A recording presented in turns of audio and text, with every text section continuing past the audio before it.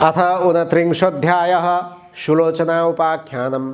तब अगस्त्य मुनिले विनयपूर्वक फेरि स्कंदकुमारलाई सोध्नुभयो, हे स्कंदकुमार, तपाईका मुखारविन्दबाट सृष्टिको सारा क्रम र विष्णुका छलले महादेवसित विवाह भएकी दक्ष प्रजापतिकी छोरी उमाको पवित्र चरित्र तथा दक्ष प्रजापतिकै यज्ञकुण्डमा फाली प्राण त्यागेर पछि हिमालयकी पुत्री भई जन्म लिएकी पार्वतीले स्वर्गमा श्री स्वस्थानी भगवतीको व्रत पूजा गरेर फेरि शिवजीलाई नै पति पाएकी अनि पार्वतीकै आज्ञाले पाताल पुगेर अश्वत्थामा ऋषिले प्रचार गरेको श्री स्वस्थानी देवीको व्रत पूजाका प्रभावले ती दुखिनी नागिनीहरू आफ्नो मनोरथ पुरा भई असंख्य सम्पत्ति पाई रमाएको तथा पार्वतीकै आज्ञाले मर्त्यमण्डलमा आई सप्तर्षिहरूले ती अत्यन्त दुखिनी गोमा नामकी ब्राह्मणीलाई श्री स्वस्थानी देवीको व्रत पूजा गराई लावण्य देश अर्थात् लुम्बिनी राज्य की राजमाता बनाएको एवं श्री स्वस्थानीको निन्दा गर्दा चन्द्रावतीले पाउनसम्म दुःख पाएको र अप्सराहरूको आज्ञाले यथाशक्ति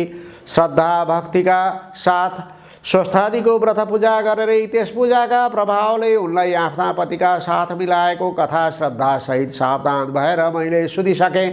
अब गोमा ब्राह्मणीका बाद मर्त्यमण्डलमा अरू ककसले श्री स्वस्थानी देवीको व्रत पूजा गरेर के कस्तो कस्तो फल पाए यसबारेमा पनि 2-3वटा कथाहरू सुन्न चाहन्छु।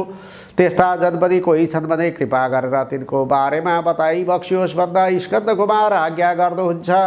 हे अगस्त्य मुनि, गोमाका बाद चित्रवन नामको विचित्रको नगरमा बस्दै धर्मपरायणा बाल विधवा सुलोचना नामकी नारीले ब्रह्माको गण्डस्थलबाट अर्थात् हिमालयबाट निस्की पहाडका गिरी गह्वरा कन्दराहरू हुँदै गङ्गासित मिल्न दक्षिणतिर हानिँदै बगेकी गण्डकी यानी शाली नदी तथा महिषासुरलाई उनको गर्दनमा समातेर लातका लात गोद्दा पृथ्वीमा भन परेर निस्केकी देवकी अर्थात् देवकी नदी अनि यज्ञकुण्डमा फाल हाली उमाले प्राण त्यागेको शुद्ध दक्ष प्रजापतिका उपर एकाएक उठेको महाक्रोधको झोकमा महादेवले आफ्नो त्रिशूल पृथ्वीमा ग्वाम्म गोप्ता पाल परी पृथ्वीभित्रबाट निस्केकी त्रिशूली नदी आफ्नो बाटो हुँदै बग्दै आएर एक ठाउँ मिलेको त्रिवेणी अर्थात् 3 आठे चुल्ठो जस्तो बनेको र पवित्रै पवित्र पानी मिलेर अति पवित्र भएको त्यो 3 नदीको दोभान्त नारायणको असाध्यै प्रिय स्थल बनाएको नारायण भगवानले नै सबभन्दा पहिले आफैले त्यस सङ्गममा नुहाई त्यहाँ माघभरि मकर स्नान गर्दैलाई मरेपछि सरासर वैकुण्ठ पुर्याउने आफ्नो नारायणी शक्ति त्यही घुसाएकाले त्यहीदेखि संयुक्त रूपमा नारायणी नदी नाम पाएको ठाउँ देवघाट यदि देवघट्ट अर्थात् सामान्य मनुष्यले मकर राशिभरि सूर्य रहेको दिनमा प्रयागको त्रिवेणीमा त्रिकाल स्नान गरेर स्वर्गको बास पाए झैँ देवताहरूले वैकुण्ठको बास प्राप्तिका लागि मकरभरि नित्यै नुहाउने गरेको अनि अप्सराहरूले पनि पौष शुक्ल पूर्णिमादेखि माघ शुक्ल पूर्णिमासम्म नित्य आई नुहाउने गरेको त्यस्तो देवघाटको छेउछाउमै कुटी बनाई धुदी जगाई योगिनीको रूपमा बसी पद्मासन कसी अघि ध्रुवले झैँ ओम नमो भगवते वासुदेवाय यो मन्त्र निरन्तर जप गर्दै सूर्यको तेजमा मात्रै मन टक्क अड्याई दुष्तर्क दुश्चिन्ता दुष्तृष्णा दुर्व्यवहार बेफाक्का गफडा सारा त्यागी 12 महिना त्यस त्रिवेणीमा त्रिकालै नुहाई प्रत्येक वर्षको पौष शुक्ल पूर्णिमादेखि विधिपूर्वक माघ शुक्ल पूर्णिमासम्म उहिले गोमाले जस्तै गरी नियमपूर्वक व्रतमा रही माघ शुक्ल पूर्णिमाका दिन स्वस्थानीको विधिपूर्वक पूजा गरी 60 वर्षमा 60वटा स्वस्थानीको व्रत पूजा र त्यसै त्रिवेणीमा 60वटा नै माघ स्नान गरेकी पुण्यका प्रभावले ती योगिनी परलोक गएपछि जस्तै भइन् त्यो रोचक कथा कल्प र चौघडीको बयान सहित अब म तिमीलाई सुनाउँछु। तिमी ध्यानपूर्वक चित्त लाएर कति पनि अन्य मनस्क नभई लौ सुन। हे अगस्त्य मुनि, पूर्व जन्म हुन्छ भन्ने कुरामा पूर्ण विश्वास नभइकन धर्म कर्म गर्नमा सही श्रद्धा रहँदैन। तसर्थ तिमी पहिले पुनर्जन्म हुने कारणहरू सुन।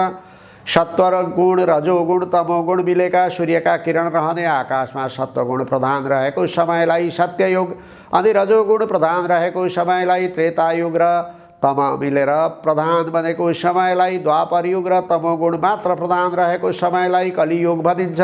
सत्व भनेको असल हो, रज भनेको उद्दण्ड हो र कली भनेको महालण्ठ हो। उक्त चारै युगको समूहलाई चौघडी भन्दछन्। यस्ता 72 चौघडीको आधा कल्प वा ब्रह्माको 1 दिन हुन्छ अनि त्यति नै समय ब्रह्माको रात पनि हुन्छ। ती दुवैलाई मिलाउँदा 1 कल्प हुन्छ। त्यो आधा कल्पमा 1 अङ्कका सामु 19 क्रमैले 1300 तिर लेख्दा त्यो एकको स्थानीय मान जति हुन्छ त्यति वर्षको हुन्छ। यी 72वटै कलियुगमा तत्कालीन ब्राह्मणहरूले आफ्ना पुर्खा आर्यावर्तका ब्राह्मण वर्गले आफ्नै सन्तानहरूले मात्र सिद्ध गर्न सक्ने गरी थाती छोडेर गएको ब्रह्माण्ड विजयी योग शक्तिको साधना गर्दा बिलासिएर च्यात्तै छोडिदिन्छन् र तिनीहरूको जे चितायो त्यही गर्न सक्ने शक्ति बिलाएपछि पहिलेका तिनै युगसम्म योग बलले चुबुर्क्याइएका दानवहरूले सूर्य अस्त आएपछि राक्षसी शक्ति बढ्दै अन्धकार रातको पालो आए झैँ मौका पाएर आफ्नो दानवी भौतिक शक्तिको विकासका लागि भूमिभित्रबाट निकालिएका गोरूपधारी पृथ्वी माताका हाड रूपी फलाम कोइलाहरू आदि कलेजा फोक्सा रूपी अरू खनिज पदार्थहरू तथा बोसो रूप खनिज तेलहरू एवं सास रूपी भापहरू निकालिएका खोक्री मरणासन्न भएर नारायण नारायण भन्दै आर्त स्वरले पुकार्न थाले कि पृथ्वीलाई देखि नारायण भगवानले त्यति नै समयका लागि पृथ्वीलाई आफ्नो प्रलययानी डुबाउने शक्तिको प्रयोग गरी समुद्रले ढाकिदिनुहुन्छ। त्यस प्रलयकालमा पनि तातो न तातो सूर्य र चिसो न चिसो समुद्र यी दुवै नै निराधार आकाशमा आफ्ना ठाउँमा झुन्डिएकै रहन्छन्। तिनै दुई सूर्य समुद्र नै पुरुष अर्थात् भाले र प्रकृति यानी पोथी हुनाले यिनको सृष्टि कहिले भयो, कसरी भयो र यिनको विनाश कहिले हुन्छ, कसरी हुन्छ भन्ने दिदो अझसम्म कसैले पनि निर्कुल गर्न सकेका छैनन्। त्यसै ढाकिएको प्रलयकालको मौकामा नै प्राणीका काटिएका ठाउँबाट घाउ पलाए झैँ पृथ्वी माताका सबै अङ्ग प्रत्यङ्गहरू पलाएर तयार भइसक्छन्। अनि विष्णुकै शक्ति वराह प्रभुले आफ्नो वराह शक्ति अर्थात् बार भनेको पानीलाई, आ भने आसमन्ता चारैतिर, ह भनेको डढाउने शक्ति प्रयोग गरी प्रत्येक वर्ष माघे सङ्क्रान्तिको 7 दिन पहिलेदेखि नै 7 दिन पछिसम्म गङ्गा सागरमा रहेको कपिल मुनिको आश्रममाथिको त्यो डुबाएर रहेको समुद्रको पानीलाई चारैतिर हटाएर त्यस आश्रमलाई उदाङ्ग्याएर झैँ नै पुरा 4 भागको 1 भाग जतिमा रहेको 7 द्वीपमाथिको पानी हटाइदिनुहुन्छ। त्यसै नडुबेको र डुबेर नउदाङ्ग्याएसम्मको समयलाई 1 कल्प भनिन्छ। हे अगस्त्य मुनि, यस्ता कल्प कति बिते कति गरेर साध्य छैन। प्रलय हुनुभन्दा पहिलेका चौघडीहरूमा पनि वर्तमान चौघडीमा पनि कतिपय राक्षस वा दानवहरूले अथवा राक्षसी बुद्धि हुनेहरूले शिवको या ब्रह्माको आराधना तपस्या गरेर उनलाई प्रसन्न पारी पाएका वरप्रसादले उम्तिएर पाप फैलाई गठबाँधी सज्जन धर्मात्माहरूलाई पिर्नासम्म पिरे भने बीचबीचमा पनि विष्णुले आफ्नो शक्तिद्वारा इच्छा अनुसारको अवतार लिएर ती सारा दुष्टहरूलाई मारी सज्जन धर्मात्माहरूको र धर्मको रक्षा पनि गर्नुहुन्छ। त्यसरी प्रलयकाल हुँदा पानी डुबेको अवस्थामा पृथ्वीका चर अचर स्थलचर र नभचर प्राणीहरू स्वात्तै डुबेर मर्छन् र तिनका प्रेतात्माहरू वा प्रेतरूपहरू आफ्नो गुणरूप आकार प्रकार धर्म कर्म पाप पुण्य बोकेर दूरदर्शनका पात्रहरू वायुमा स्थित बिजुलीमा विचरण गरे झैँ आफ्नो वंशका साथ मिलेर सूर्यलोकमा अर्थात् सूर्यका असङ्ख्य किरणहरूमा नै फलभित्र उसको स्वाद गुण पौष्टिक तत्त्व नदेखिँदै गरिरहे झैँ रहेका हुन्छन्। ती पार्थिव वस्तुको पानीबाट बनेको देखिँदै हिस्सा काठ पात शरीर जिउ चाहिँ पानीमै सड्छन्। नदेखिँदै तत्त्वहरू जति आकाशमा उड्छन् र सूर्यका बिजुलीमा फ्लापीमा अक्षरहरू झैँ चम्कन्छन्। फेरि कालान्तरमा डुबेको स्थल देखिएपछि पुरुष सूर्य र प्रकृति यानी पानीबाटै बनेको पृथ्वीको मेलमिलापको तारतम्यबाट उदय पहिलेदेखि नै सृष्टि दोहोरिन्छन् र दोहोरिरहन्छन्। आमाको शरीरका सामानहरूले बनेको देहका वस्तुहरू देखिन्छन् र त्यसै देहलाई आधार मानेर रहेका वायुका गुणहरू देखिँदैनन्। अर्थात् शरीरमा नदेखिने जति बुद्धि आदि गुणहरू बाबु सूर्यका हुन्। एकै आमा बाबुका सन्तान र एकैचोटि एकै ठाउँमा जन्मेका दुई बालक पनि भिन्न भिन्न स्वभावका भिन्न भिन्न आकारका, कोही सपुत त कोही कपुत, कुनै पापी त कुनै धर्मात्मा भएका चाहिँ पूर्वजन्ममा जस्तो कर्म गरेर आफ्नो कर्मका साथै सूर्यलोकमा यानी सूर्यका असङ्ख्य किरण रूपी लोकमा किरणकै स्वरूपमा मिलेर रहेको थियो। त्यही किरणले नै बाबु बन्देको शरीरमा वायु चढे झैँ चढी उसको शरीरको तातोमा मिली उसलाई आसिन पसिन पारी तलाई आमाको रगतलाई आमा बाबुकै आकारमा जमाउँदै जोरनका साथै भ्रूणको विकास गरी सञ्चालन गर्नका लागि स्वाँ स्वाँ गर्दै पलस्थ परेकी आमाको गर्भमा आत्मा नामको बिजुलीको रूपमा आफूमा सञ्चित रहेका उसका पूर्वजन्मका संस्कार र स्वर बिजुलीमै रहेका काम क्रोध आदि अदृश्य गुणहरू साथै प्रवेश गर्दछन् अनि त्यसमा रहेको स्वसिद्ध शक्तिले आमाको गर्भको विकृत रगतलाई आमा बाबुकै आकारमा जमाउने, सञ्चालन गर्ने, बढाउने, हुर्काउने, बुढ्याउने, मराउने र जहाँबाट आएको हो उही पुर्याउने काम गर्छ। याद राख्ने कि बाबुमा चढेको त्यो किरणवासी धर्मात्मा भए पर सरेको 7 रातसम्मको रगतमा अडिँदैन। 8वाँ रातदेखिको रगतमा पापीहरू अडिँदैनन्। 14वाँ रातमा केवल महापुरुष मात्र अडिन्छन्। 15वाँ 16वाँ रातमा चाहिँ पुण्यात्माहरू मात्र अडिन्छन्। 17वाँदेखि कोही पनि अडिन्दैनन्। पहिलो, दोस्रो, तेस्रो रातमा कोडीहरू मात्र अडिन्छन्। 4देखि 16औँ रातसम्म पनि बिजोरमा छोरी र जोरमा छोरा मात्र अडिन्छन्। 3मा पनि ग्रहण आदिमा, श्राद्धको दिनमा, एक छाकीको दिनमा, मूल नक्षत्रमा, मघान्तमा, रेवतीमा, अष्टमीमा, चतुर्दशीमा, जन्मदिनमा, औँसी पूर्णिमामा रहेको गर्भमा अलिच्छिनाहरू अडिन्छन्। 7 रातसम्म पापी मात्र अडिने। पापी रगत शरीरमा रहने हुनाले त्यतिखेर ती पितृ कार्यका लागि चोखिँदैनन्। प्राय 90% गर्भ यसै रातभित्रै रहेका हुन्छन्। तसर्थ जहाँबाट आएको हो त्यहाँ फर्कनलाई यहाँ कस्तो कस्तो कर्म गर्नुपर्छ, पहिलेको सञ्चित अभ्यासले त्यस्तै त्यस्तै कर्म गर्छ र त्यस्तै कर्म गर्न ऊ रमाउँछ र गर्छ पनि। यसैको नाउँ स्वभाव हो। त्यसैले भित्रभित्र किरणलोकबाट आएका उही जातका पनि भिन्न भिन्न प्राणी वा मनुष्यको भिन्न भिन्न स्वभाव यस प्राणी जगतमा भएको हो। तसर्थ यो प्राणी जबसम्म विष्णुको कृपा पात्र हुँदैन तबसम्म त्यसै भुवरीमा चक्कर लागिरहन्छ। यसैलाई शिशुमार चक्र अर्थात् जन्मनु र मर्नुको फेरो भनिन्छ।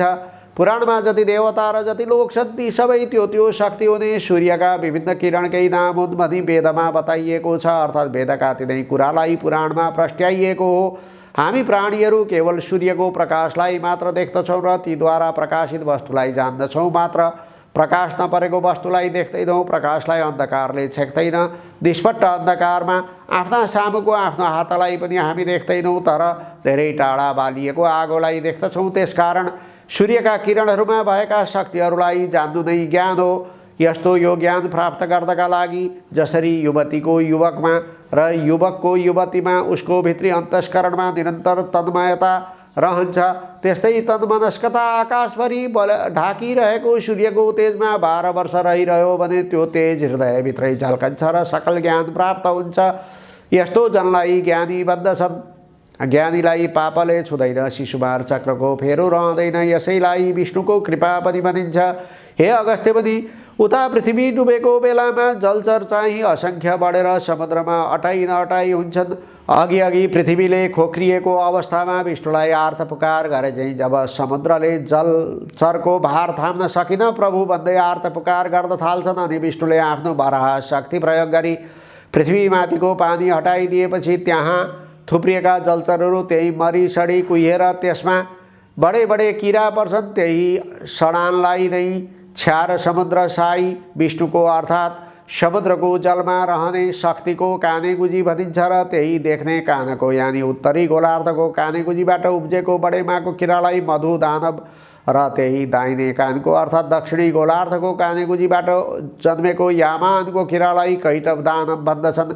विष्णुकै नाभि कमल यानि सृष्टिको केन्द्रस्थल नाइटोबाट उम्रेको अर्थात् समुद्रकै लेदो छिपछिपे पानीबाट उब्जेको पृथ्वी जल तेज वायु आकाश रूप नालको माथि खिलेको कमल पुष्प अर्थात् ती पञ्चमहाभूतको सामूहिक शक्ति मिली आकाशमै प्रकट भएको ब्रह्मा नामको ब्रह्मा कहिने चैतन्य शक्तिलाई र त्यसको उद्भव स्थानलाई भताभङ्ग पारी पृथ्वीलाई दबदबे पानीमै डुबाई राखी त्यहाँ दानव देश बनाउलान् जस्ता ती प्रबल दानव किरालाई हटाउन ब्रह्माका स्तुतिले प्रसन्न भएकी योगमायाले ध्यान गरी जगाइएका अर्थात् शरीर धारण गराइएका स्वयं विष्णु शक्तिलाई नै 5000 वर्ष लाग्यो र पनि नसकेर विष्णु हैरान भई बसेको बेलामा ती किराहरू चम्कदै सोहोरिएर आफ्नो नगेचाई उफ्रदै उधुम मचाउँदै ए पाजी के नाप्न सक्छस् नाप भन्दा विष्णुले बाचा बधाई तिमीहरूलाई मारेर पृथ्वीलाई सफा पार्न सकौँ भन्दा ती किराहरूले जलमा त हामीलाई मार्न त सक्दैनस्। थलमा हाम्रो शक्ति कमजोर हुनाले पहिले पृथ्वीको पानी सुका अनि मात्र मार्न सक्लास् भन्दा इन्द्रलाई 12 वर्ष पानी नपार्ने आज्ञा दिई त्यहाँको पानी सुकाई अनि मात्र आफ्ना दुवै काखमा अर्थात् उत्तरी गोलार्धकालाई र दक्षिणी गोलार्धकालाई बायाँ र दायाँबाट नजिकै राखी ती सारा किरालाई आफ्नो चक्र चलाई मारी ब्रह्मालाई डुब्नुबाट जोगाउनु भयो र तिनै मरेर सडेका जलजन्तुका हाडखोडका थुप्रोले पहिलेका दर्के पानीले र पहिरोले कि थेप्चिएका पहाडहरू चुलिए, भूमि मलिलियो र फेरि ब्रह्मशक्तिले अघि सूर्यमा गइरहेका वंशहरू आफ्ना गुण स्वभाव आकार प्रकार लिएर सूर्यका प्रत्यावर्तन शक्तिले पृथ्वीमा फर्कन थाले। यसरी अचरहरू आइसकेपछि भ्यागुतोले पानी, घोडाले पानी, मान्छेले जल थल दुवैमा सास फेर्न र अडिन सके झैँ पृथ्वीमा अडिन सक्ने मस्तकै नामले पुकारिने जलमानुषको रूपमा पैदा भएर मानिसहरू र अरू अरू प्राणी पनि समुद्रकै प्राणीमा जन्म लिएर मत्स्य न्यायबाट बच्न पृथ्वीमा आई निर्धक्कसँग रहन थालेर पानीमै जस्तो मैथुनी सृष्टि चलाउन थाले। पृथ्वीमै जन्मथलो हुनेको पानीमा सास फेर्ने शक्ति हरायो। त्यसै उसले प्रथम अवतार प्रभु मत्स्य रूप धारणम बनिन्छ। यसैलाई नै ब्रह्माको मानस सृष्टि अर्थात् जलचरलाई थलचर बनाउने इच्छा शक्ति पनि बनिन्छ। यिनैमा पहिलेका शास्त्र विद्या कलाहरू प्रचार गर्छन्। त्यसै उसले सबै स्थिति पूर्वकल्पकै जस्तै कल्पै पिच्छे दोहोरिन्छन्। जसरी प्रत्येक ऋतुमा पोहोरकै दृश्य दोहोरिन्छन्, त्यसरी नै प्रत्येक कल्पमा पहिलेकै कल्पका वस्तु चिजबिज नरनारी तिनका आकार प्रकार गुण अवगुण ऋतुका तारतम्य हुँदै हुँदै दोहोरिरहन्छन्। यद्यपि उग्र पाप भोग्नका लागि मात्र मानव प्राणी भूत प्रेत पिशाच आदि र तिर्यक्योनि आदि 1300 शरीर भएर प्राणी भएर जन्मे पनि तिनमा आफ्नो वंशीय गुण र वंश चलाउने शक्ति हुँदैन। त्यसको संस्कार उसको आदि योनिको नै रहन्छ। हे अगस्त्य मुनि, जसरी समुद्रमा रहने सागरको पानी सूर्यका तापले ताती बाफ बनेर सागरमा पुगी ओम खम ब्रह्म, ओम माने सत्व रजतम, यी 3 गुण मिलेको खम माने आकाश नै ब्रह्म माने ब्रह्मा हो भन्ने वेदको यो अन्तिम निर्णय अनुसार नै आकाशमा थुप्रिएको त्यो बाफ नै सूर्यमा रहेको बलाहक नामको शक्तिले बादल बनी, त्यही बादल नै बलाहकको स्वामी इन्द्र शक्तिले चिसो पानी बनी पिपिरी बजाउँदा चेपबाट चेपिएर निस्केको मुखभित्रको त्यो तातो हावा नै बाहिरको खुल्ला चिसो बातासमा ठोकिँदा आवाज निस्के झैँ बादलमाथिको तातो हावा चेपिएर मेघभित्रको चिसो हावामा मिल्दा बादल गर्जने, दर्शन ढुङ्गामाथि दर्शन ढुङ्गा बजार्दा झिल्का निस्किए झैँ बादलमाथिको तातो बतासको वेग मेघभित्रको चिसो हुरीमा ठोकिँदा ती दुवैको आघात बेग जुधेर जुधाइको बिचमा परेको पानीलाई चट्याङ बनाउँदै चम्कने बिजुलीले ठेली पानीको रूपमा मेघ पानी विद्युत बतास र आकाशको संयुक्त शक्ति नै जलसायी साकार विष्णु हो। त्यस्ता विष्णुको चरणोदक अर्थात् मेघको पानी ब्रह्माको कमण्डलु यानी मेघमुनिको आकाशबाट पृथ्वी वा पृथ्वीको टाउको रूप शिवको शिर मानिने हिमालयमा दर्की शिवको जटा रूप मानसरोवरमा जम्मा भई भरिएपछि त्यहाँ नअटाई त्यो नअटाएको पानी भागीरथ प्रयत्नले अर्थात् त्यति अग्लो पहाडबाट खनारिँदै भिर पहरा ढुङ्गा बुढामा बजारिँदै पाखा भित्तामा ठोकिँदै छिया छिया भई बल्ल तल्ल बडा मुस्किलले सम्ममा आइपुगी। एकछिन पनि नबिसाई बिस्तार बिस्तार निरन्तर बग्दै बग्दै गई फेरि सागरमै मिल्छ र फेरि तातो बाफ बनी सागरमा पुगी पानी रूपमा वर्षी उसै सागरमै आवागमन गरिरहन्छ। बाफ बन्दा पनि पानी नदेखिए पनि पानी मरेको बिलाएको हुँदैन।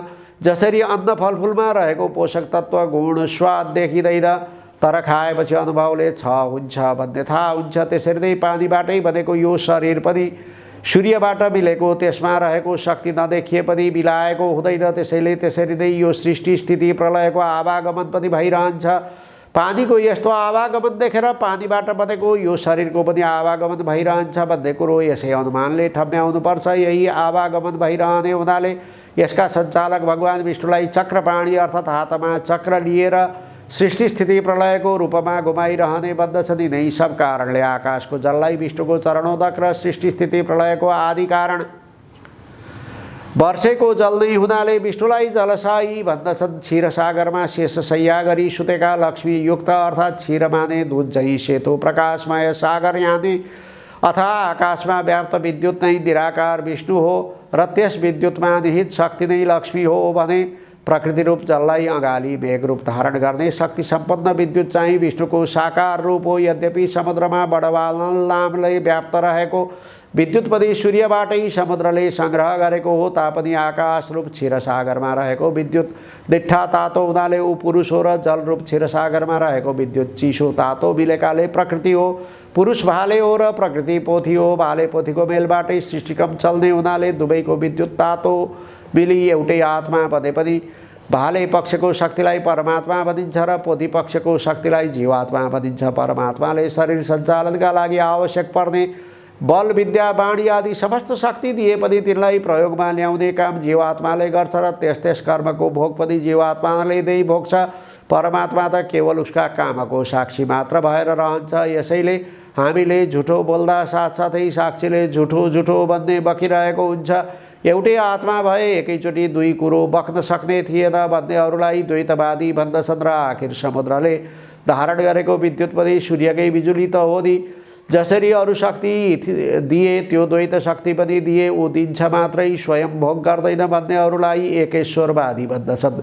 हे अगस्त्य मुनि, अहिलेसम्मको मेरो भनाइले त्यो विष्णु त जडात्मक पो रहेछ भन्ने भान तिमीलाई पर्यो होला। त्यस्तो भान हुनु स्वाभाविकै पनि हो, किन्तु जलथल तारा नक्षत्र ग्रहगण सहितको समस्त आकाशमा व्याप्त भएर रहेको त्यो विद्युत रूप र विष्णु त सदा सच्चित आनन्दमय स्वरूपमा रहेको छ। तसर्थ आफ्ना भक्तहरूले त्यो तेज रूपमा शङ्ख चक्र गदा पद्म लिएका पिताम्बर पहिरेका मनुष्य आकारको रूपमा ध्यान गरे या स्तुति प्रार्थना आर्थ पुकार गरे भने आफूमा हेरेको चित याने चैतन्य शक्तिद्वारा भक्तले चिताए जस्तै प्रत्यक्ष रूपधारी भक्तहरूको आपत्ति टारिदिनुहुन्छ, आशीर्वाद दिएर दुःख हरिदिनुहुन्छ। कुनै दुष्टले धर्मनाश गर्न तम्स्यो भने इच्छाअनुसारको रूपधारी त्यसलाई निभाइदिनुहुन्छ।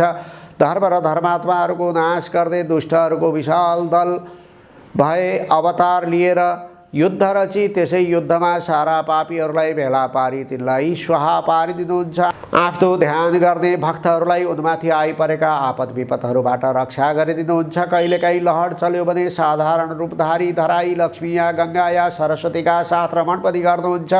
उहाँका यस्ता लीलाहरूको बखान गरेर साध्य छैन। भगवानका यिनै सब लीला र मनुष्यहरूमा भिन्न भिन्न स्वभाव तथा गतिविधि एवं उनको विचारधारा हुनु नै पुनर्जन्मका अनुमानको कारण हो। यिनै सब कुरा नै हुन् पुनर्जन्म हुने कारणका प्रत्यक्ष विवरणहरू।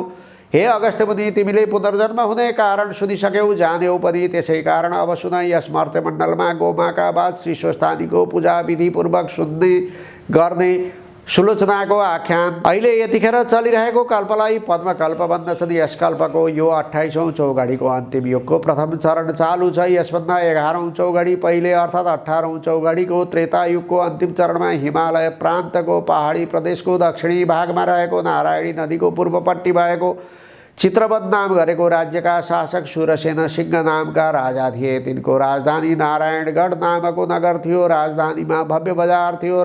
राजधानीबाट केही पूर्व त्यतिखेर सुन्दरपुर नाम गरेको बजारको वरिपरि रहेका 8-10 गाउँमा जजमानी गर्ने पुरेत बाजे तुलसीराम आचार्य नाम गरेका गाउँले पण्डित थिए। उनी हँसमुख मिलनसार पर्याउँदा अरूलाई सकेको सघाउने, चतुर्मासाभरि गाउँवासीलाई पुराण सुनाउने अनि वैशाख पुरुषोत्तम कार्तिक एकादशी महात्म्यहरू पनि तिथि महिनामा वा तिथिहरूमा बताउने, तिथि व्रतहरूको उद्यापन तथा पूजापाठ अनि श्राद्ध न्वारान व्रतबन्ध विवाह आदि पनि शुद्धसँग विधिपूर्वक गराउने, परिआउँदा सप्ताह पनि भन्ने अनि हात हेर्ने, कुण्डली हेर्ने, चिना टिपन लेखिदिने तथा बिस्तुर नजाने, झारफुक गर्ने काम पनि गर्ने एवं टपरडुइया घरेलु ओखती पनि गरी टोपल्ने हुनाले उनी उनका जजमानहरूका अत्यन्त प्रिय पात्र थिए। तिनकी मनोरमा नामकी धर्मपरायणा पत्नी थिइन्। उनले दुई छोरी पनि पाइन्। ती छोरी असाध्य तिनकी मनोरमा नामकी धर्मपरायणा पत्नी थिइन्। उनले दुई छोरा पनि छोरी पाइन्। ती छोरी असाध्यै राम्री थिइन् र तिनका हेरिनौ जस्ता आँखा हुनाले सबैले उनलाई सुलोचना भन्दथे। ती सानैदेखि शीलवती थिइन्। उनी 12 वर्षकी भएपछि उनका बाबुले उनको विवाह कर्म नारायणीकै डिलमाथि नै बनेको भव्य मन्दिरमा रहेको सिद्धिविनायक नामका गणेशजीका पुजारीका लायक गुणी छोरा श्रुतधरका साथमा गरिदिए। त्यसबेलाको रीतिअनुसार पर नसरिकन घर नपठाउने चलन हुनाले बाबुले छोरी अन्माएनन्। 1 वर्षपछि माईका रोगले श्रुतधर एकाएक मरे। बिचराले दन्दनाउँदो 14 वर्षको उमेरमा विधवा हुनु पर्यो। घरकाले अलिच्छिनाई बनी घरमा टिप्कदै दिएनन्। भाउजूहरूले चाकर्नी बनाए। छरछिमेकीले पनि अनेक ताना मार्न थाले। सेतो सारी लाएर बालकै छोरीलाई बाहिर भित्र गरेको देख्दा बाबुआमा पिरिएर झिङ्टिँदै गए। यस्तो परिस्थिति देखेर अझ भविष्यमा आइपर्ने गतिविधि विचार गरेर यसरी अनेक भुवल सहेर नाना भाँतीका टोकसो सुनेर मर्दैका लागि दिनहरू बिताई काल पर्खनुभन्दा त किन म कल्याणकारी भगवान विष्णुको तपस्या गरेर भावी जन्म नसुधारो भन्ने मनमा सोची एक दिन मौका पारेर उनले आफ्नो मनको तर्क वितर्क आमालाई भनिन्। आमाले बाबुलाई सुनाइन्। तब बाबुले यसो मनमा गमेर छोरीको विचार त ठिकै हो भन्ने ठानी उनको इच्छा पुर्याइदिने तारतम्यमा लागे। तब त्यो कुरा जजमानहरूलाई भनेर गण्डकी देवकी त्रिशूली नदी मिली त्रिवेणी भई नारायणी भनेको दो बाँधेर पहाडको भित्तामा बाढी नपुग्ने ठाउँमा पानीको सोता नजिकै पारी एउटा कुटी र एउटा लामो कटेरो बन्वाइदिए। त्यसपछि उनको रक्षा र सेवा अनि हेरचाहका लागि 7वटी अधवैँसे विधवाहरूलाई उसै ठाउँमा राखी उसै कटेरोमा राखी छोरीलाई कुटीमा बसाली। जजमानहरूलाई भनेर ती सबैलाई खानपानको सारा व्यवस्था मिलाइदिए। त्यसपछि ती बाल विधवा सुलोचना त्यसै कुटीमा बसेर सांसारिक सारा व्यवहार तजेर कामोत्तेजक विषय वासनाका बेफाकका तर्क वितर्क गर्न र मनुष्य मण्डलीमा रहेर फतर्का मार्न च्याट्ट छोडी। त्यो 3 पवित्र नदी मिलेकोले त्रिवेणी नाम पाएको। त्यस्तो भानमा दिनौँ तिनै काल प्रातः मध्याह्न र साँझमा नुहाएर आई कुटीमा बसी पद्मासन कसिही निश्चल सोझो घाँटी गराई। दुवै आँखाको हेराइलाई नाइटोमा पुर्याई सूर्यको ज्वाज्वल्यमान तेजलाई आकाशभरि नै ढाकिएको सम्झी त्यस तेजमा मात्रै ध्यान अटल पारी त्यसै तेज राशिलाई विष्णुको स्वरूप मानी ओम नमो भगवते वासुदेवाय भन्ने त्यो विष्णु मन्त्र मात्रै जपी नारायणकी अति भक्तिनी योगिनी भएर अत्यन्त कठिन तपस्या गर्न थालिन्। उनी त्यहाँ सधैँ असल आचरणमा रहन्थिन्। कहिल्यै कसैको फोकटिया सङ्गत गर्दिनथिन्। ध्यानमा तल्लीन रहेको बेलामा को आयो को गयो उनलाई पत्तो हुँदैनथ्यो। आफ्नो शरीरमा रहने सबै नरकतिरै जाने बाटालाई मनलाई दौडाइरहने अनि काम क्रोध लोभ मोह मद मात्सर्यलाई उकास्यै गरिरहने दुष्ट इन्द्रियहरूको वशमा कहिल्यै पर्दिनथिन्। जो पवित्र खाना मिल्यो त्यही मात्र खाएर सन्तोष गर्थिन्। सधैँ एक साग जुरेको फलफुल मात्र खानेर भक्तहरूले नियमित रूपले पालो बाँधेर ल्याइदिने गरेको गाईको दुध मात्र पिउँथिन्। सधैँ साँचो बोल्थिन् थोरै बोल्थिन् अत्यन्तै सुशीला थिइन्। सदा प्रसन्न रहन्थिन्। नारायणी शक्तिले मोहित भएर दर्शन गर्न आएका भक्तहरूले ल्याएर चढाएका वस्तुहरू पनि विशाल दिल भएकी उनी वरिपरि आसपासमा रहने दुखी दरिद्रीहरूलाई बाँडिदिन्थिन्। व्रतले देह सुकाएकी थिइन् तर ब्रह्मचर्यका प्रभावले तेजिली थिइन्। बिहान नुहाएर आएपछि पितृहरूलाई ब्राह्मणहरूलाई दिएर अनि आगामा होमेर दिनको 6वाँ भागमा फलफुल मात्र खाने गर्दथिन्। कठिनभन्दा पनि अति कठिन सारा व्रतहरू विधिपूर्वक गर्दथिन्। पुण्य कर्म गरेर नै सारा महिना सारा वर्षहरू बिताउँदथिन्। प्रत्येक वर्ष पौष शुक्ल पूर्णिमाका दिनदेखि स्वस्थानीका व्रतको नियम पालन गरी नारायणी दोभानमा प्रातः स्नान गरी कुटीमा आई आफ्नो नित्य कर्म सकी फेरि मध्याह्नमा सङ्गममै स्नान गरी त्यसैको तिरमा बालुवाको 2टा ससाना डिस्को बनाई त्यसैमा शिव पार्वतीको पूजा गरी कुटीमा आएर नारायणको तेज रूपमा ध्यानमग्न हुने गर्दथिन्। माघ शुक्ल पूर्णिमाका दिन स्वस्थानीको व्रतको उद्यापन पूजा अर्थात् सावधिक व्रतको अन्तमा गरिने पूजा र ब्राह्मण भोजन गराउँथिन्। अनि मकर राशिमा सूर्य र हुन्जेल त्रिवेणीकै कितारमा रहेर त्रिकाल स्नान गरी उही नै नारायणको ध्यानमा तल्लीन रहन्थिन्। यस्ता प्रकारले ती सुशीला सुलोचनाले 60 वर्ष त्यस कुटीमा बसेर 60 वर्षमा स्वस्थानी देवीको 60 वटा व्रत विधिपूर्वक सम्पन्न गरिन् पूजा गरिन् र 60 वटा मकर स्नान त्यस देवघाटको त्रिवेणीमा गरिन्। मकर राशिमा सूर्य सरेको दिन माघे सङ्क्रान्तिदेखि त्यसै माघ मसान्तसम्मको नित्य स्नानलाई हामी माघ स्नान वा मकर स्नान भन्दछौँ। त्यस कुटीमा यसै प्रकारले रहँदै तिनी 75 वर्षकी भइन्। स्वस्थानीको 60औँ पूजाको अन्तमा स्वयं स्वस्थानी देवीले नै उनका सामु मात्रै प्रकट भएर त्यहाँ रहेका सबैले सुन्ने गरी हे तपस्विनी तिम्रो श्रद्धा भक्ति विश्वासपूर्वकको 60 वटा अटुट पूजाले म अत्यन्त प्रसन्न भएँ। अब तिमी यो मकर स्नान सकेर आगामी फाल्गुन पूर्णिमाका दिन मध्याह्न कालमा यस नारायणीको सङ्गममा नै कम्मर पानीमा 3 डुबुल्की लाएर सूर्यलाई हात जोडी लामो स्वरले ओम भन्दा भन्दै यो शरीर यहीँ छाडेर यहीँ त्यागेर आत्मा शरीरले सरासर वैकुण्ठ जाऊ भनी स्वस्थानी देवी अल्पिन्। यो कुरो थाहा पाएर त्यस दिन त्यस सङ्गममा भक्तजनको कुडुलो लागेको थियो। ठिक भनेकै बेलामा देवीले भने जस्तै गरिरहेको आफ्नो तालु पड्क्यो र उनको अदृश्य जीवात्मा उडेर सरासर वैकुण्ठ पुग्यो। पार्थिव शरीर पानीमै ढल्यो। भक्तजनहरूले उठाएर किनारामा ल्याए सुताएर साराले फुल अर्पेर पूजा गरे। अनि खलियो का साथ खलियो दाउराको चिता बनाएर त्यसमाथि त्यो मृतदेह राखी सबैले मिली आफ्ना घर घरबाट ल्याएका पाथीका पाथी घिउ लासमाथि खन्याएर एउटा भक्तले दागबत्ती दियो र दशगात्र क्रिया पनि गरिदियो तथा नियमपूर्वक बरखी बारी बरखी पनि गरिदियो। त्यसपछि तिनै भक्तपुत्रकी आमाले नै यस आश्रमको नाउँ नारायणी आश्रम राखी त्यहाँ त्यसै गरिरहन लागिन्। भक्तहरूले सुलोचनाको स्मृतिको लागि साधु सन्त तीर्थयात्री विद्यार्थीहरूका लागि त्यहाँ हे अगस्त्य मुनि गङ्गा र सागरको सङ्गम स्थल गङ्गा सागरमा समुद्रमा डुबेर रहेको कपिल मुनिको आश्रममा मकर सङ्क्रान्तिको 7 दिन पहिलेदेखि 7 दिन पछिसम्म आश्रममाथिको समुद्रको जल पछि पछि हटेर आश्रम स्थललाई छाडिदिन्छ र कपिल मुनिको आश्रम पानीबाट बाहिर पोहोरको जस्तै देखिन्छ।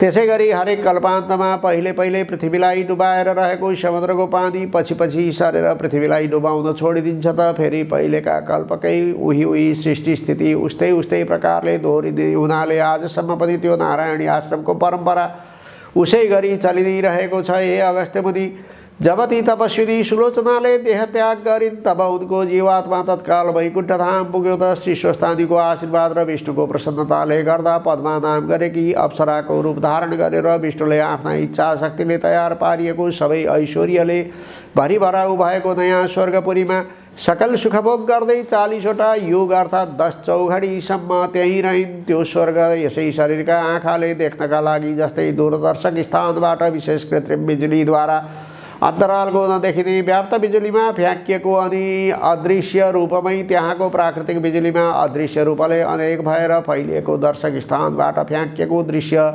जतासुकै देख्नलाई अर्कै यन्त्रको र विशेष बिजुलीको खाँचो पर्छ। त्यस्तै अन्तरालको बिजुलीमा अदृश्य रूपले रहेको त्यो स्वर्ग देख्नलाई पनि तपस्याले आफ्नै शरीरमा उपार्जन गरेको दिव्य दृष्टि चाहिन्छ। यस्तो त्यो दिव्य स्वर्गपुरीमा 40वटा युग बिताएपछि एक दिन एकाएक टुप्लुक्क त्यहाँ आइपुगेका ब्रह्माले आफ्ना इच्छा शक्तिले उनको त्यो पद्मा शरीरलाई अत्यन्त राम्रो रूप र जिउडालको शरीरमा परिवर्तन गरेर आफ्नै लोकमा लगी तिलोत्तमा नाम राखिदिनु भयो र भन्नुभयो, हे तिलोत्तमा पुत्री, तिम्रो यो अति राम्रो रूप राशिलाई देखेर म आफै पनि आश्चर्यचकित छु। त्यसकारण म तिम्रा पुण्यका प्रतापले बनेको यो शरीरलाई कहिल्यै पुण्यक्षय नहुने गरी बरु बढ्दै जाने तथा सारा ऐश्वर्यले भरिभराउ भएको परमधाम सूर्यलोकमा पठाइदिन चाहन्छु, जहाँ गएर तिमी आकाशमा सूर्य भगवान रहन्जेल यस्तै रूप र जिउडालले सकल सुखभोग भोग्दै रहिरहनेछौ। यस्तो सूर्यलोकमा पठाउन मैले मात्रै हुँदैन, समस्त देवताहरूको पनि सम्मति चाहिन्छ। तसर्थ तिमी देवताहरूलाई प्रसन्न पार्न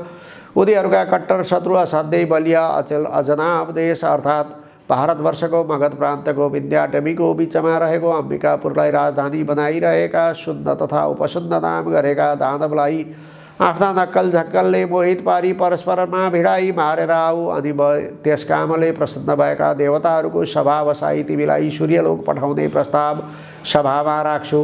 तिम्रो कामले रिझिएका देवताहरूले अवश्यै मेरो प्रस्ताव स्वीकार्दैछन्। अब तब म तिमीलाई सूर्यलोक पठाइदिनेछु भनेर हराएपछि ती तिलोत्तमा बनेकी सुलोचनाले अब तुरुन्तै ती दुई दैत्यलाई मार्न त्यो ब्रह्मलोकबाट वीणा हातमा लिएर योग मार्गले अर्थात् जहाँ चितायो उही पुगिने शक्तिले जहाँ ती दानव रहन्थे वहाँ पुगिन् र त्यहाँको पवित्र जल भएकी रेवा नदीको जलमा नुहाएर कलेजी रङको सारी पहिरिएर रङमिल्दो चौबन्दी चोलो लाएर सारा श्रृङ्गार घटारका सामानले सजिएर पाउजेब्रा गर्दै छमछम पार्दै चुराहरू छुनछुन छम्काउँदै पहाडी सोताको नजिकै रहेको अशोक वृक्षको मुनि फेदमा रहेको केही अग्लो चेप्टो ढुङ्गामाथि बसेर सेतो चमेलीको फुलले बनेको गजरा शिरमाथि मेहरावा आकारले सजेर रङबिरङ्गा गुणकेशरीका लहरा चुल्ठामा लड्काएर कञ्चनहारले कण्ठ सजाएर हल्लने लुर्कन कानमा लगाएर सुनिरहँ जस्तो मिठो गीत गाउँदै छवटै स्वरले वीणा बजाउँदै बसेकी हेरिरहँ जस्तो चन्द्रमाको चाँदनी जस्तै रूप भएकी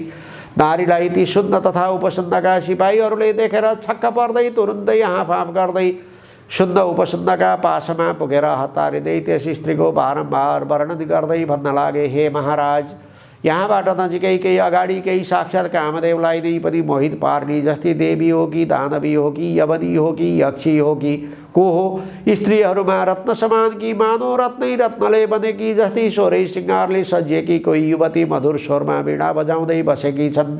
रत्नका भोग गर्ने तपाईहरू चाँडै त्यहाँ गएर हेर्नुहोस् भन्दै यस्तो आफ्ना सिपाहीहरूको अत्यन्त सुन्दर वचन सुनेर तुरुन्त गई अङ्गुरका सुराको चुस्की लिन छाडेर अनि हजारौँ सुन्दरी सुन्दरी राम्री तरुदी बरुदी बाई फाले दानवी पट्टीहरूसित पोखरीमा पानी छ्याप गर्दै छेल लिन इत्रिन छाडेर त्यो नयाँ युवतीलाई मोहित पार्ने लुगाफाटा लाएर कोही उसका रक्षक भए, कोही उनलाई निभाउने सुर कसेर अनि यमराजको डड्डा जस्तै देख्दै डरलाग्दा सय धार्नी फलामले बनाइएका आफ्ना गदा लिएर बुर्कुसी मार्दै ती दुवै भाइ सुन्न तथा उपसन्न उहिले महिषासुरलाई मार्दै चण्डीले जस्तै गरी सारा श्रृङ्गारले सजिसजाउ भएर ती दुवै दैत्यको कामाग्निलाई तन्काउन कम्मर कसेर बसेकी त्यो तिलोत्तमा भाठाउँ पुगे र उनको अगाडि पुग्दै बित्तिकै उनको रूपराशिले लट्ठिएका तथा सुराले उन्मत्त भएर पातिएका ती दुवै भाइले परस्परमा भन्न लागे, हे भाइ, यो सुन्दरी मेरी नै स्वास्नी हुन्छ। अनि अर्कोले भन्यो, हे दाई, यसलाई तपाईँ त्याग्नुहोस्, यो कर्के आँखा बाली मेरी नै स्त्री हुन्छ भन्दै मेरी मेरी भनेर जङ्गिँदै काल नगिचिएका मत्ता हात्ती जस्ता ती दुवै दाजुभाइ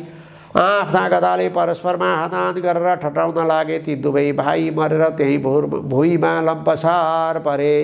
त्यसपछि ती तिलोत्तमा पनि देवताहरूको कार्य फत्तै गरेर दसैँ दिशालाई झलझल झल्काउँदै आकाश मार्गले ब्रह्माको पुरमा आइन् अनि उनका त्यस कामले अति सन्तुष्ट भएका ब्रह्माजीले देवताहरूको सभा बसाएर ती तिलोत्तमाका कामको वृत्तान्त बताएर उनीहरूबाट तिलोत्तमालाई सूर्यलोक पठाउने अनुमति दिएपछि ब्रह्माले भन्नुभयो, हे सुन्दरी, अब उपरान्त तिमीलाई यस्तै रूप यस्तै उमेरकी रहिरहने गरी बस्ने ठाउँ सूर्यको रथमा दिए। अब तिमी उही जाऊ र आकाशमा सूर्य रहउन्जेल तिम्रा इच्छा अनुसारको अनेक सुख भोगहरू भोग्दै उही रहिरहु भनी पठाइदिए। तसर्थ कल्याण चाहनेले समयको सदुपयोग गर्नुपर्छ। यस्ता प्रकारले त्रिवेणीको सङ्गमस्थल नारायणीको तटमा रहेर स्वस्थानीको 60वटा व्रत पूजा र 60वटै मकर स्नान तथा 60 वर्षसम्मको नारायणी तटको निवासको पुण्यफल मिलेकाले मरेपछि ती सुलोचना ब्राह्मणी वैकुण्ठ पुगेर पहिले पदमा भइन् अनि अप्सराहरूमा उत्तम तिलोत्तमा भइन् र अन्तमा सूर्यलोकको बास पाइन्। आज पनि उही छन्। अरू पनि जसले सुलोचनाले जस्तै गरी यो व्रत नियम पालन गर्दा उसले पनि उस्तै पुण्यफल पाउनेछ। त्यसकारण हे अगस्त्य मुनि, आफ्नो कल्याण चाहने मनुष्यले जसरी तसरी जे गरेर भए पनि वैकुण्ठवास प्राप्तिका लागि श्रद्धा विश्वासपूर्वक नारायणीको शिरानमा रहेको देवघाटको त्रिवेणीमा माघभरि बसी मकर स्नान गर्दै गरून्। महिनैभरि त्रिवेणीमै बसेर मकर स्नान गर्न नसके पनि 3 दिन त त्रिकाल स्नान प्रत्येक वर्ष अवश्य गर्दै गरून्। त्यसै गरी स्वर्गलोकको मात्र अस्थायी वास चाहनेहरूले प्रयागको त्रिवेणीमा मकर स्नान गर्दै गरे पनि हुन्छ। इति श्री स्कन्दपुराणे केदारखण्डे माघ माहात्म्ये कुमार अगस्त्य संवादे श्री स्वस्थानी परमेश्वर्या व्रतकथायां सुलोचना सूर्यलोकगमनं नाम 29 अध्यायः।